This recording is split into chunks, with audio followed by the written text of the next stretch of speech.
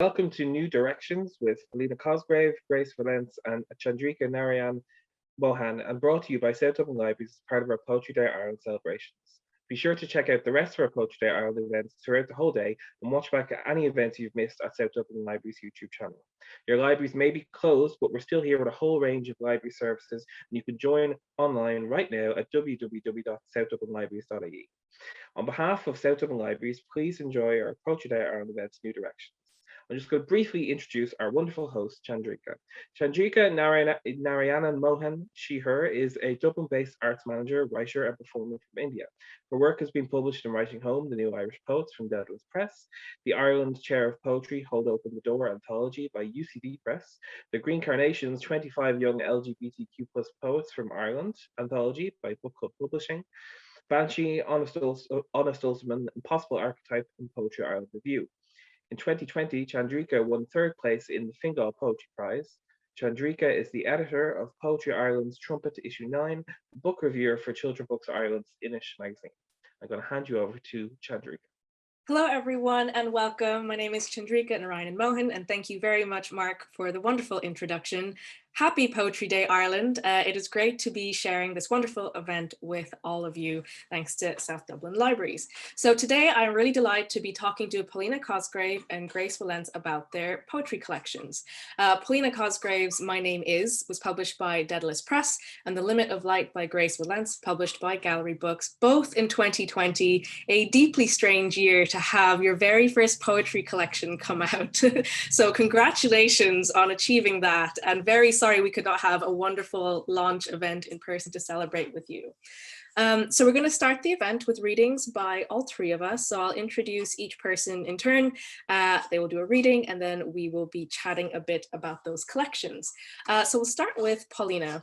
Polina Cosgrave is a Russian-born poet based in Ireland, published in a number of journals and anthologies, including Writing Home by Dedalus Press. Her work was featured on RT Radio 1, The Irish Times, Arts in Action NUI Galway, and Mother Tongues Festival.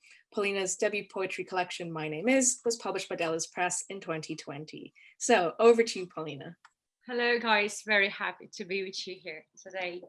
I'll start with reading the main poem of the collection. It's a spine of the organism, so to say. It's called My Name Is. My name is the name of an old man whose head was torn off by a bomb and whose body was left on the frozen soil of Stalingrad. The name of his wife, whose body slowly melted in times of hunger and cold. The name of their daughter, who carried her wounded child through the burning streets. The name of her husband, who was imprisoned by the country he fought for. The name of their little girl who survived the war and named me. The name of a little boy that came to rebuild the ruins of the city with one piece of bread in his pocket, which was stolen by a dog. The name of their son, who once bought me a bullfinch in a cage so I could set the bird free. The name of his great-grandfather who escaped from Nazi camp and got into a Soviet one as a punishment for cooperation with the enemy. The name of 4 Armenian siblings who lost their parents to typhus and moved to devastated Russia to establish a new generation. The name of their father who had his name engraved on a gun revolver. The name of his wife, Siranush, which means love, the only name that should be given to a woman. The name of her great-granddaughter, who is the only reason I'm still here. The name of her younger brother, who's been tortured in the pre-trial detention for 6 months, and the name of what's left of him afterwards. The name of his cousin, who's been beaten in the army for 6 hours, and the name of what's left of him afterwards. The name of my cousin, whose heart stopped on New Year's Eve. The name of my grandfather, whose heart stopped when I touched the Western Wall. The name of his niece, whose cancer was as blistering as her passion for life. The name of her nephew, who got a bullet in his head because he was Azerbaijani. The name of my friend who never woke up after her 19th birthday. The name of my friend who never woke up after her boyfriend threw her out of the window on International Women's Day. The name of my friend who never woke up after taking a pill. The name of my lover whose mind is murdered with drugs and depression, who goes into war against his own madness each time he wakes up. The name of the unknown soldier on whose bones my hometown is built. I am so full of names. My name is a verb. My name is to awake. My name is to destroy. My name is Tsavetanam. I would take away your pain. Say it like it's yours. Thank you. I just wish that we could hear the applause that would be coming after each of your beautiful readings. Thank you so much, Paulina. I'm going to somehow follow up with a poem of my own from the collection that we'd mentioned, Writing Home, the New Irish Poets by Dedalus Press. This is called You City, You Boyfriend. Seated awkwardly on a wooden box, run the last of my cigarettes, my fifth in 2 hours. He talks and talks and talks, and my replies are only punctuations for his next sentence. Across from a grey slab tower, the city smirks, raises an eyebrow as if to say, you know, I'm so much better than him. And you're right, because when we converse through the choke of soft air, when we exhale each other in whispers on a walk home where a smile has broken my face from the realization that yes, you are better than him. You are better than all of them because you push up through my thin soles and I feel every pebble when I'm treading across your tar bomb skin and I feel embedded in you. You city, you boyfriend, you dusty hug. And when I tell you that you're beautiful, you blush across the canal, even though you already know that gray glamour suits you and you don't need to be told. I wear you like an arm across my shoulder. And when the wind pushes my hair back, I don't need an errant hand across a cafe table to push it aside. Like me, you play your cards close to your chest, but when we mourn, we crack with rain that pummels onto the pavements and across a million cheap umbrellas. So take me in and make me yours, because I've already let the pollen in my pores anoint me to an orchestra of rustling leaves and seagull song, and one day I will take thee to be my lawful wedded home, and I shall wear a dress of summer fog and a ring of past lives, and you will smile and shrug, and in your humid indifference I will vow to love you anyway, because I am a hopeless romantic, and you're a city that keeps its own name. Thank you. Imagined applause. And now we're going to move on to the wonderful Grace Wilentz. Grace is a poet based in Dublin's The Liberties. That's where I am right now. Her first collection, The Limit of Light by Gallery Press, was named one of the best books of 2020 in the Irish Examiner. She is a recipient of the literary bursary from the Arts Council. Her other recent work includes a pamphlet, Holding Distance by Green Bottle Press 2020, an artist book, Parallel Studies, Folded Leaf 2020. Soon she'll be launching the first issue of Seed, Objects of Wonder, a journal co-created with Felicia Olasanya. This limited edition mixed media journal shared exciting new work in imaginative ways. Very busy 2020 for you there, Grace. So over to you and your reading.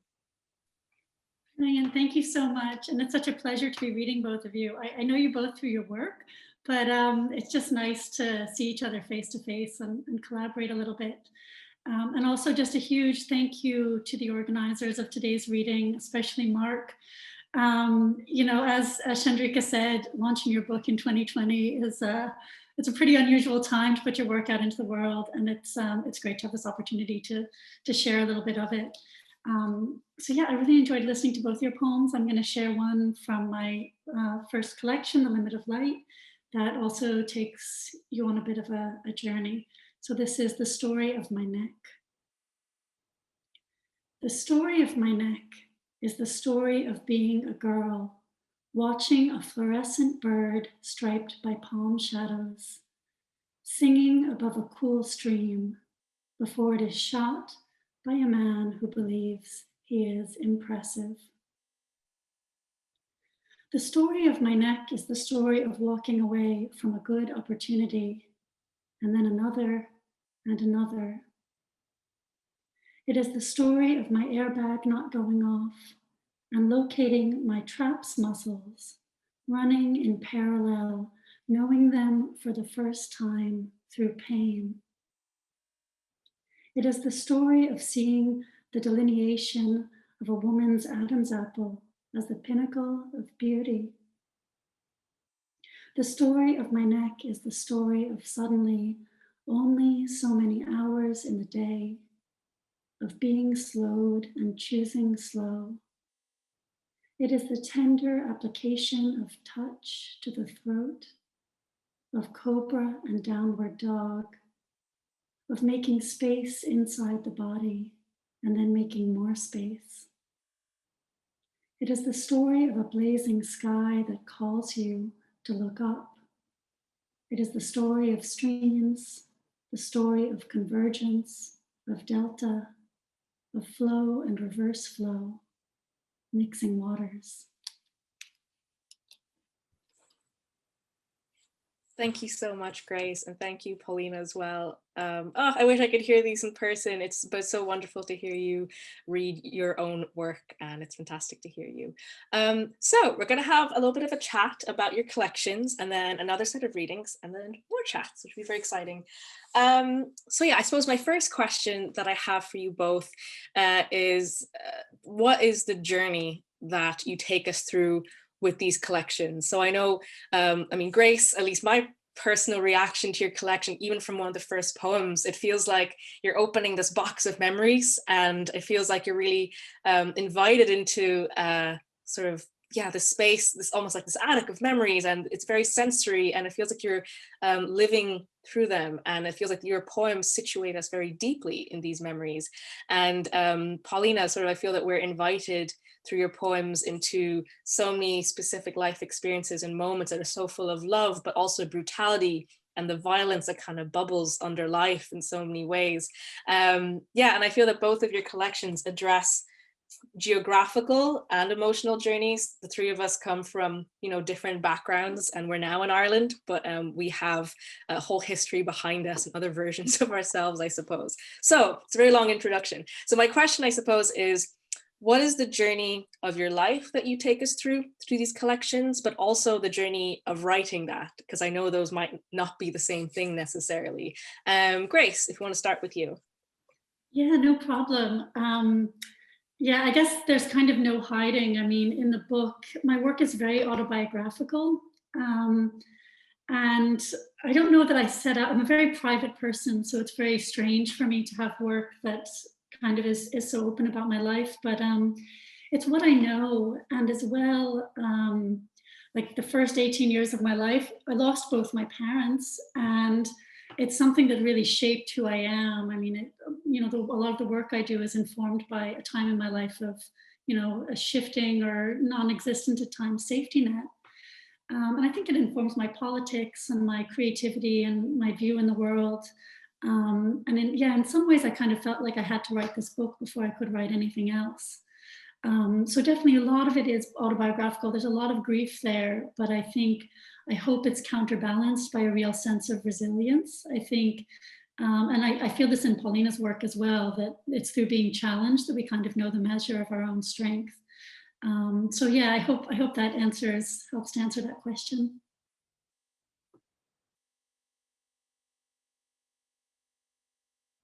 I am on mute. Yes, and thank you so much. And yeah, we can really feel all of that when, we're reading your collection and the journey that it took you through. Paulina, over to you. This particular collection, this first collection in English, is, I think about saying the final goodbye to the relationship with the Russian language that I had, and stepping into the new uncharted territory. And it's about how's that going, because unfortunately or fortunately, for that bit that is poet in me, the relationship with the language is the most important one. So how it's like almost like in your poem, right? You have a relationship with the city. Yeah, I understand what it is. It's great. And like I think in my collection, it's relationship with the language, which also can be, great, romantic, abusive, whatever, Yeah, and that's very interesting, because it's like, maybe it's something that people might not understand if they don't have that kind of history behind their lives or what they do, or, expressing themselves with different languages and different identities. And that sort of finality and the little bits of goodbye that you lead us throughout all these poems is really powerful. Actually, going back to something you said, Grace, which I found really interesting, the idea of the private and the public when it comes to poems that are about your life, and you you have a lot of interesting life to draw from. So of course that makes the most sense, and it's beautiful work. How do you, I guess, balance that strange, I guess, fine line between, you know, having your own life and not necessarily portraying it, but all of a sudden when it comes out through poetry, it's a space of vulnerability and it's expressive and exposing, but can be a little bit confusing to work with once it's out in the world. Yeah, I mean, I suppose I'm actually learning a lot of this in real time because everybody just used to ignore me. Now, when you publish a book, you actually have to own it a bit more. But I think in my work outside of poetry, I'm an activist, I'm like a human rights advocate. And there's a lot of value in having skin in the game and speaking to your own experience and you know, showing up to just, you know, honestly represent what your life has been about and what your struggles have been. And I think, you know, you talk about balancing the personal and the political, or the personal and the private. And there's this saying, particularly in the women's rights movement that I kind of grew up in, that, you know, the personal is political. And it's, you know, through exploring our personal histories that, you know, we encounter a lot of political issues, but we also help other people to feel less alone who may have experienced the same. So while it's definitely a tricky tightrope walk, I think there's a lot of power and integrity in attempting it. Yeah, actually, sorry, now you mentioned, of course, like it is the personal, the private, and also the political wrapped in through everything. And I know you have a poem that kind of addresses the exhaustion of the activist as they're trying to move through life, because you worked on a variety of pro-choice campaigns. And I suppose that balance is really interesting to talk about in your work as well, Polina, because I guess we have our lives and we have our memories, but they're always going to be weighted down by the history of the city we're literally walking through in our emotional relationship. And what I think you bring across really well is the violence behind so much of that. And that is from a place of love often in your poetry and in life, but especially when you have a fraught relationship with, I suppose, a cultural landscape or identity in a city. Polina, do you want to talk a little bit about sort of the journey of writing through that? It all comes down to a certain, which is no surprise to anyone, certain militarization of Russian language, certain militarization of the country, of your youth, and as a fish in the water, when you live in it, when the biggest event for you is the victory day, and the first thing they tell you when you're in school, like, there was a war hospital in here, you should know, these are the heroes. This, you know, I think it's now it's like maybe 100 times amplified these days than it was when I was a kid. So I'm trying to, in some sense, let go of it to become, through writing this, to become in a way estranged. Yeah. Because the language shapes your thinking, and I always come with this example that if in English we would say, for instance, that the lightning doesn't strike twice in the same place, in Russian it would be the bomb doesn't fall twice in that place. You know what I mean? How is it even possible to get out of that mindset is my question. You know, especially with the country that's so in a way traditional. You know, is it possible to fight it off and move on into something else? And if you move on to that, would you bring something good with you, or would you bring the same violence? Which is, it's like it's the questions that I'm trying to even asking these questions is a big deal for me. Being able to ask them finally.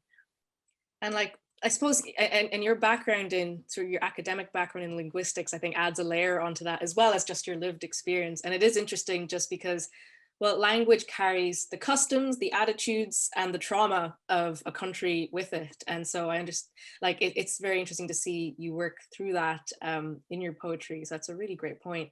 And one of the poems that I really loved in your collection as well is poems like Sign, where there's a lot about the loss and trauma and violence of a city, but also just the everyday walking through it, which is, I'm just going to talk next about the sort of idea of cities and exploration in both of your works. And yeah, sort of starting with you, Paulina, there's poems like Sign, where violence and death is embedded within a city, but also within your daily walk. But also you have these love letters, like, like Dublin is a Song, and love letters to a country as well. And tell me more about your relationship with cities and home through poetry. I think that it's certain, you probably know about that better than I do. If you move around a lot, at some point you stop, I think you stop thinking of your relationship with people, but you start thinking of relationship with the countries or the cities. Yes. Of course, where I come from, it changed me, it shaped me forever, but I haven't, it wasn't my choice to be born there, right?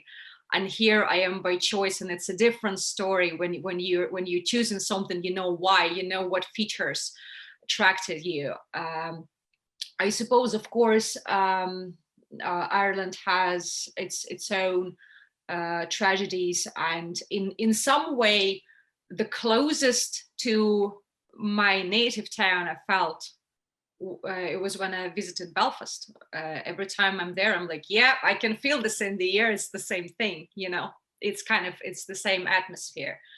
I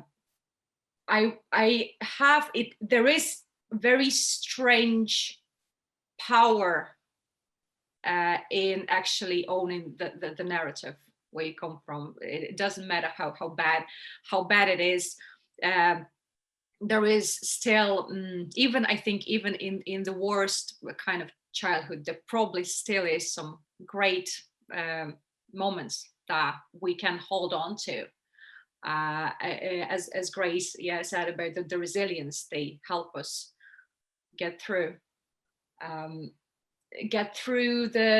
terra incognita that we are in, for instance, when we're immigrating.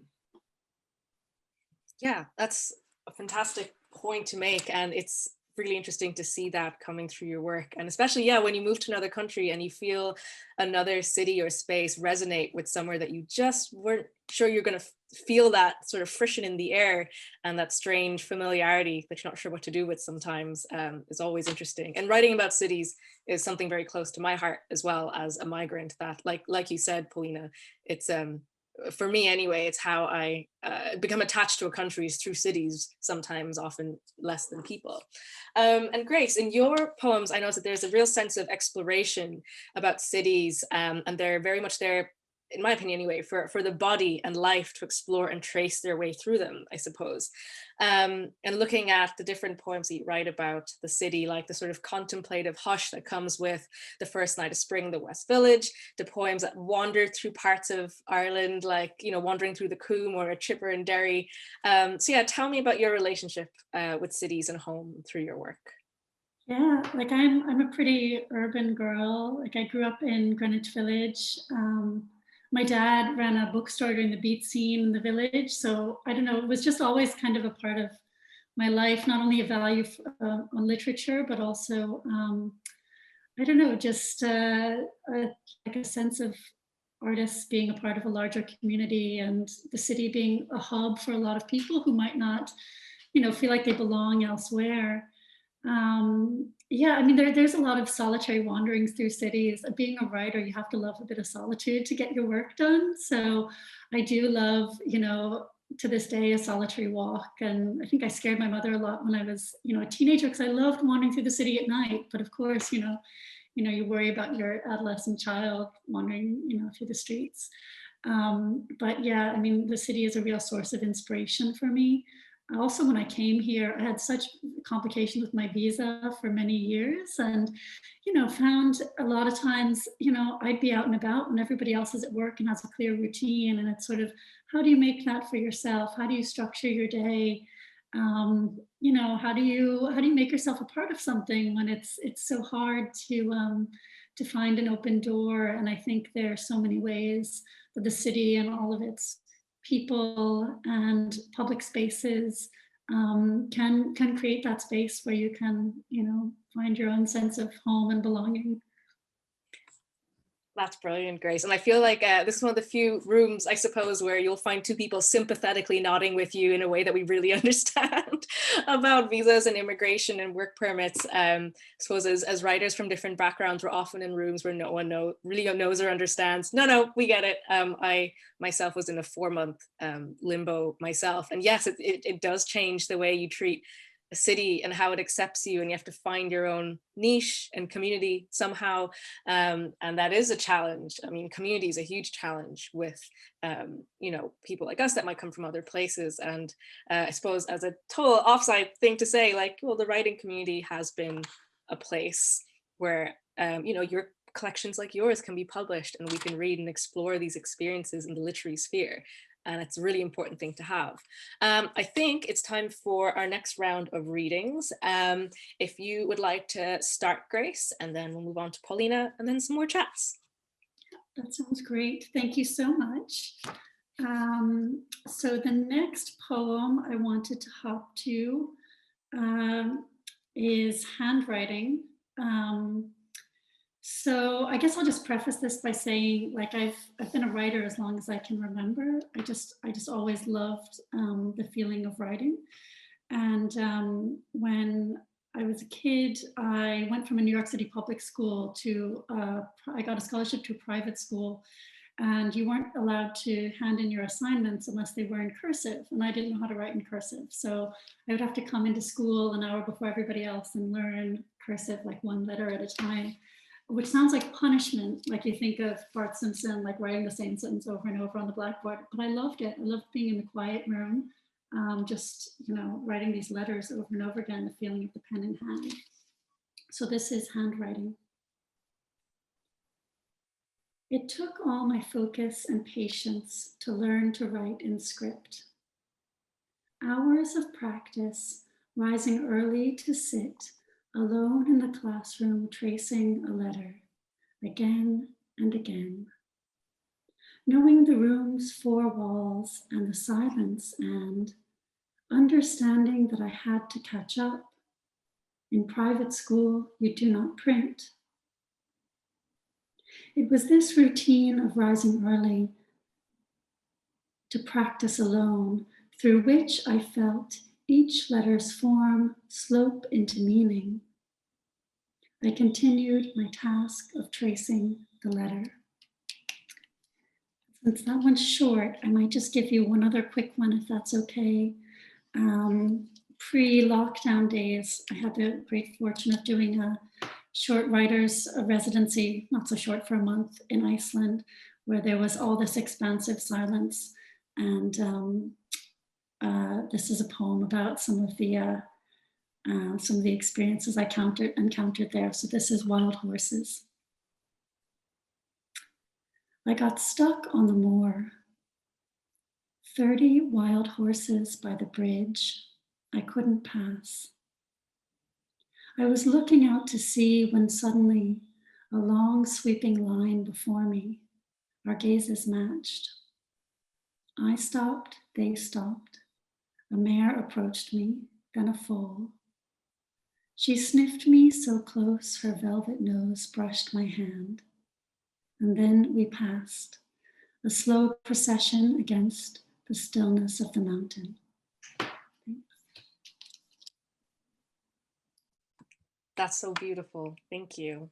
I actually just finished reading Rebecca Solnit's The Faraway Nearby, and there's a lot of writing about being in Iceland and the space for writing there. So that struck a chord with me specifically anyway. That was beautiful. Paulina, we'd love to hear. I'm going to get emotional. I haven't heard poetry in real time for so long. And it's just so, Jesus, it's like, you know, it's always like learning a new language and recognizing something in another person's point of view. This is just so good. Wow. Sorry, I interrupted you. I think since you've mentioned the poem Sign, I'm gonna read that. Sign.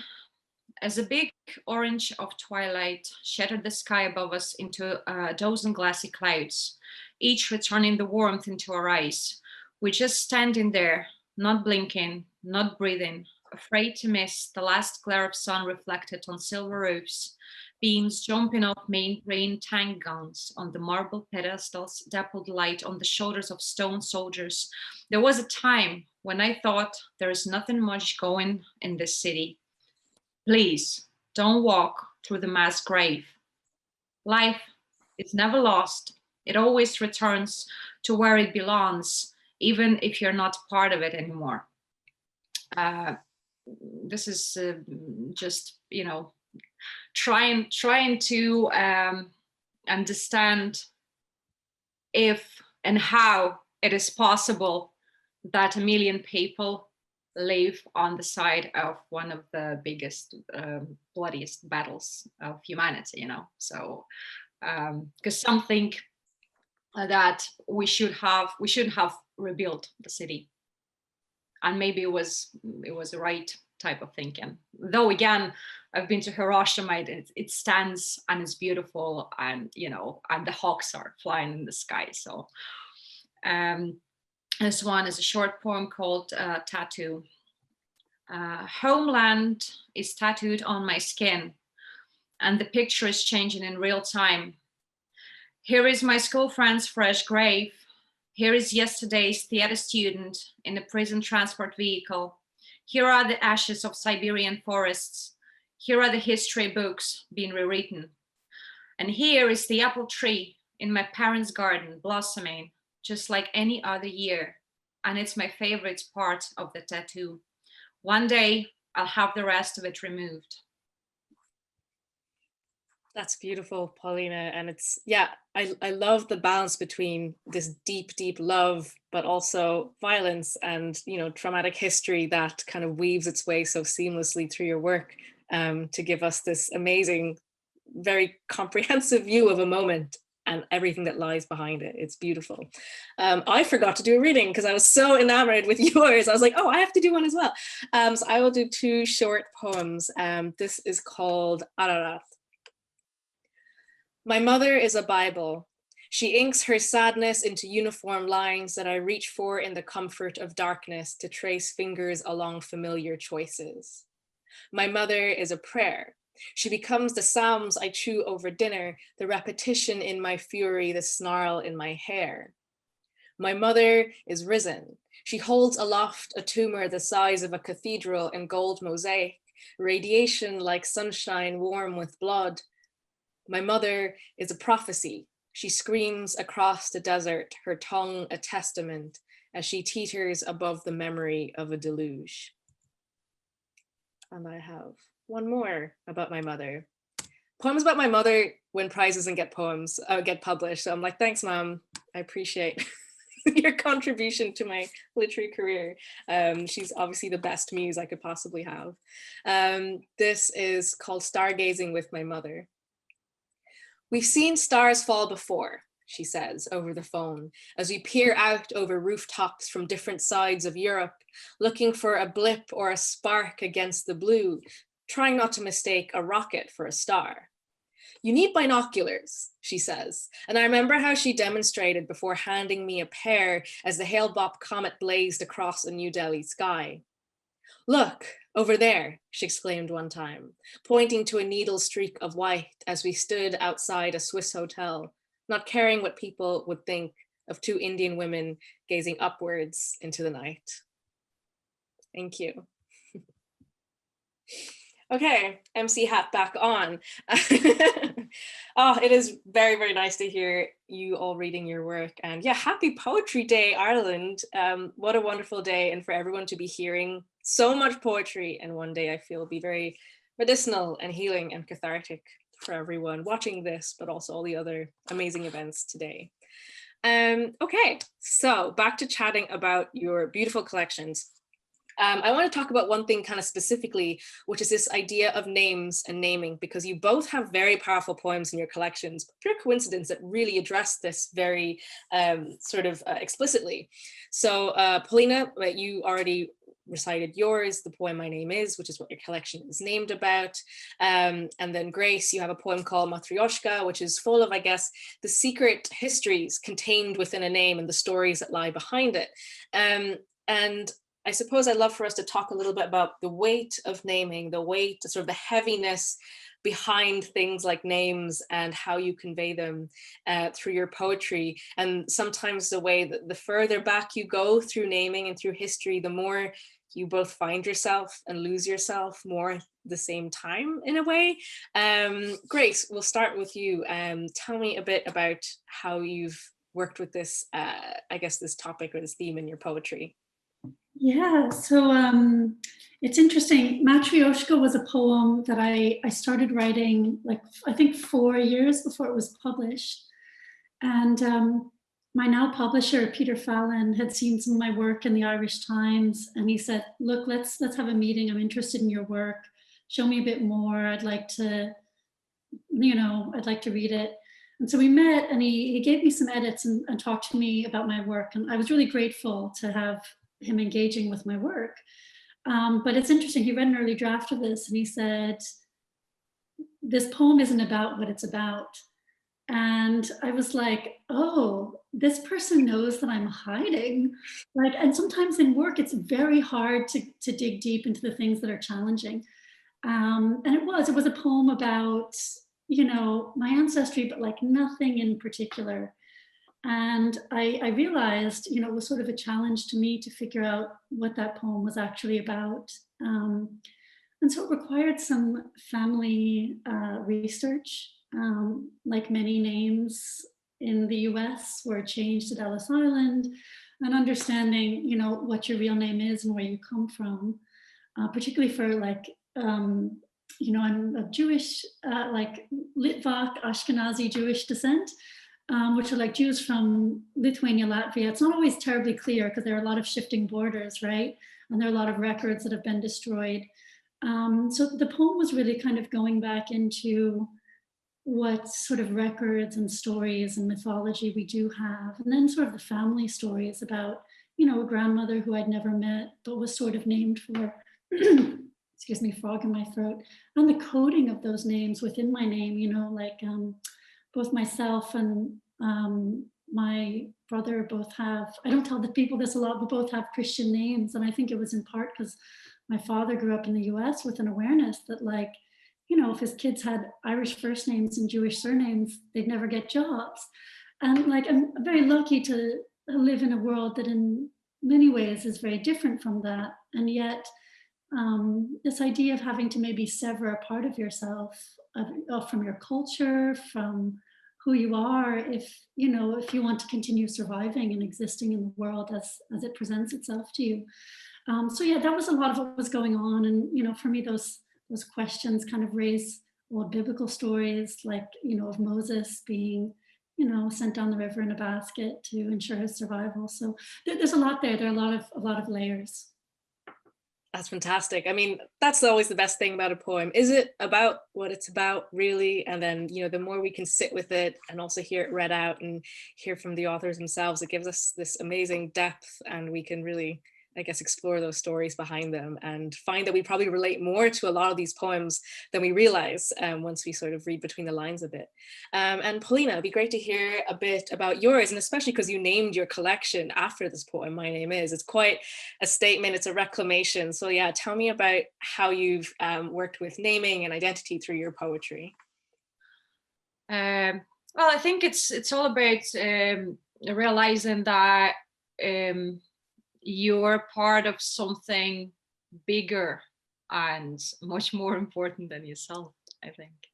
I'm trying to get my daughter a visa at the moment so she can go see her grandparents and the rest. And I'm looking at her birth cert, and there are 4 on my side. There are 4 different surnames, right? A Russian one, one with the Jewish descent of my ex-husband, the Irish one, which I have now, and the Armenian of my mother. It is such a mixture of things that in the end, for instance, allowed horror to be born. And I'm trying to dig deeper and explore what is. It's the mirroring Grace here. I found out my mom was 50, and I gave her a call and said, Mom, I'm digging here. about our family, it turns out that your Armenian surname was a bit different, that your grandfather changed it for some reason, maybe revolution and stuff like that. You know, I think it's, I know that not so many people are really interested in this kind of thing, but I think bloodline, I just been taught again by my Armenian side that the bloodline is so important, and there's nothing closer than that. And now, even in the poem My Name Is, when I realized that of the 4 orphans that started like my generation partly, already 3 are gone. Yeah, I feel that my responsibility is to somewhat go on with that line, to gather my relatives, to tell them, guys, don't forget this. And in a bigger sense, every person, almost every person, has this vast a history, you know, and these many people who fought for something so that we now can publish books, for instance. Yeah. So it's about saying thank you to maybe the ones who wouldn't be able to hear anymore. That's really beautiful, Paulina, and, you know, beautiful in terms of also being complex, and, you know, an entire emotional journey must, you know, for yourself to even look back and find where these things come from, the discrepancies, like all the different divergences that you could go down, just starting from simply, you know, what's on a birth certificate. So going, I know we're talking about identity in terms of sort of cultural identity and complex national identity. I want to move over to the idea of writing, you know, the idea that we are the new Irish writers, apparently, and so of writing as identity as well. So I know that, you know, we all have many, many roles in our lives. Like, I know, Grace, that you know, your profession is with human rights, with NGOs and with activism. And Paulina, every time I talk to you, you tell me about a new fascinating job I had no idea you did, like, you know, working for stunts for films and a stint in the Navy that you just told me about. But also, you know, one of your jobs is also motherhood. Like, that is, you know, a very taxing role. How does the role of writer fit in alongside your various roles and identities, you know, and how does that work with your professional creative life and also just how you see yourself? Either one of you can start with this one. Oh, you're both like, oh, I really didn't want to be the first one though. I don't know, for a second I was like, are they both going to jump in? We'll start with you, Grace. Yeah, I mean, I suppose I'm still sort of figuring that out. I do have a couple of poems in the collection about working on the repeal campaign. And I remember very intensely, specifically the year before the book came out, like just the long days that I was doing campaigning and then coming home at night and finding the will, like making dinner, but finding the will to go back to the desk again when I just spent like a day at the desk or a day involved in canvassing or some other planning to like sit down again and muster the creative energy. Yeah, now having worked on this first collection and understood that writing really needs to be at the center of my life, I am trying to think about how I can make more space and more time for that. You know, life always gets in the way, but I think the experience of putting this book together helped me to realize that there's one thing that I really do want to be at the center of my life. Of course, there's also my friends, there's my partner, there are all the other commitments, there's, you know, the need to pay the bills. But I am doing a lot of reflecting at the moment and making small shifts and kind of asking myself, you know, how much do you want this? And sometimes it's sacrifices like eating a lot more rice and beans or waking up a lot earlier. Yeah, I think for me, the journey of this first collection has been learning that now that I'm on this road, it's kind of the only road that I really care about deeply. That's very reassuring for me to hear. I'm like, okay, if you're going to do it, then I'll do it. Paulina, how about you? Well, it's practically impossible to write with a toddler. But speaking of, I always remember, speaking of Petrushevska, that I know you like, the Russian writer, she had 3 kids and she wrote at night in the Soviet time, at night in the toilet. That's what she did. So thank God I'm not that talented, so I don't have to, you know, I don't have to do it for the people, because I'm only doing it for myself. But yeah, I think that we tend to forget sometimes that except for being writers, we have like life, actually life. But on the other hand, you know, art will stay there forever, and the mundane things we do, unfortunately, will, you know, go away just with us. So I think that it's worth, this battle is worth fighting for, the battle with even the good things that we think we deserve, and the writing, you know, choose writing. It will, in the end, it will pay off, I think. Okay, you've both inspired me, and I hope many other people who are watching this go, you know what, it's worth it, and I will embody this identity and claim writer as what I do. I'm going to ask a final question, and it really is about, you know, your collections and the publication of your collections. One, in such a difficult year, but two, you know, in Ireland, sort of, we have these mixed cultural histories and different, you know, parts of our lives. So what does it mean to both of you to have published your first poetry collection in Ireland and be within the framework of New Irish writing? Paulina, if you want to start. Well, I gotta say this a bad thing, but I feel like Pat Warren is my father, you know, the father who adopted me, because of course, without going for a year, like, you know, through the manuscript and the incredible editing work that he did, it wouldn't be a story, you know, it wouldn't be a narrative that it is now. And in some way he helped me, he saw what I couldn't see, he helped me recognize that narrative, that it's actually coherent, you know, coherent story, and there is a collection in me, and I'm deeply thankful for that, as well as Ireland, that, you know, for some reason unknown to me, actually listens to people, and is generally interested in other people's experiences and views, and that's why I have so much hope in this country, and I have so much hope for the people like me who weren't born here, but who have chosen this country to be their home, and who are eager to contribute to its cultural wealth. Yeah, that's fantastic. And like, yeah, I think you're right. There is an appetite for work from people from different backgrounds. And I suppose, yeah, I did find that surprising, but that community is curious and welcoming. And it is wonderful to see that your collections have been so well received and that people want to read them, because they should, because they're great. And finally, you, Grace. Yeah, I mean, when it was actually some of the gallery books that brought me over to Ireland originally.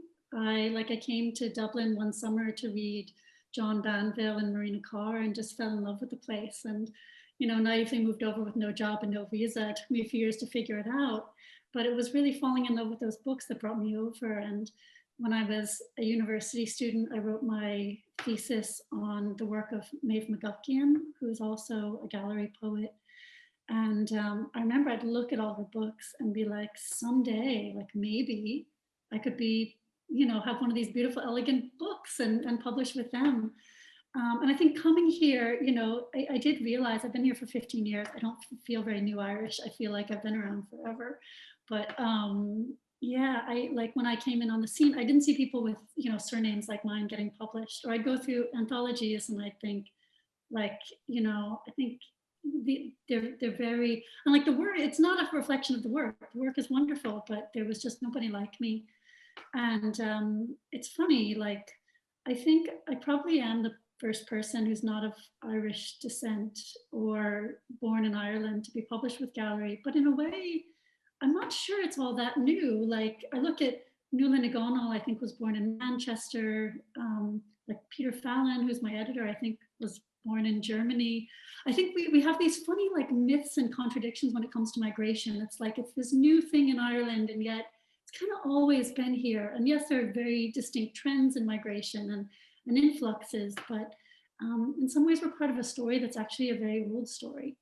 But on the whole, I'm so glad to see like just the art scene diversifying, because I think the more people are at the table, the better the work is, and the more we're all benefiting. So yeah, it's been really a special thing to be a part of, I think, seeing that diversity come to fruition, and yeah, just being introduced to all these wonderful new voices. Yeah, that's fantastic, Grace. And yeah, you're so right in terms of like, there is this confusion of the term new is always wheeled out, but actually a lot of the time it's simply an issue of underrepresentation, and the communities have been there for many, many years, and there's loads of them. And Ireland is playing catch up in terms of properly platforming people that are underrepresented, but have always been there. And those voices are certainly not, some of them are new, sure, but a lot of them aren't. And the communities certainly aren't all new at all. So it is really refreshing to see these voices being platformed now and getting the space that they deserved more than ever, and onwards and upwards, and the fact that both of your beautiful collections are in the bookshelves of bookshops for everyone to read, I think is a very good sign of the times that we're moving forward, so that these amazing new voices like yours are being heard and read far and wide. And I think on that note, thank you very much. I think we're at time, so we'll wrap up. So thank you very much, South Dublin Libraries, Poetry Day Ireland, run by Poetry Ireland, and everyone involved with this wonderful event. Thank you very much, Paulina and Grace, and everyone who is secretly not on camera running this, like Amy as well. Thank you, everyone, and have a wonderful Poetry Day.